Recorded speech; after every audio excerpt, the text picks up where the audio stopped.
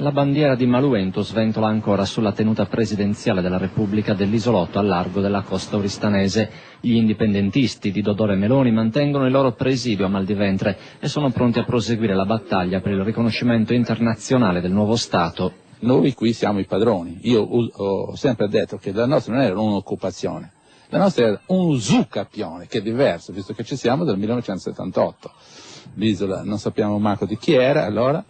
Il 27 agosto sarà un anno dall'autoproclamazione della Repubblica. I blitz delle forze dell'ordine, che per 2 volte hanno sgomberato l'isola, e l'inchiesta giudiziaria che ha coinvolto Meloni e i suoi ministri non hanno fermato gli indipendentisti. Meloni nel frattempo non ha smesso un momento di tessere le sue relazioni internazionali. Ha scritto all'ONU, al presidente Napolitano e a Berlusconi, ha suscitato l'interesse delle televisioni di mezza Europa, ha battuto moneta spendibile solo sull'isola, 3 tagli di banconote su cui campeggia anche la sua faccia, ed ha appena ottenuto l'etichetta per il vino di Maluento, un bovale nero e forte della piana della sua terralba. L'anniversario della Repubblica sarà festeggiato con l'emissione di un francobollo. Noi la bandiera qui non l'abbiamo mai ammainata, ce le hanno prese, siamo andati a riprendercele, le altre che ci hanno preso violentando qualsiasi legalità, perché una bandiera non si toglie assolutamente, su queste cose qua le abbiamo rimesse, le rimetteremo per quanto campiamo e oltre quando camperemo.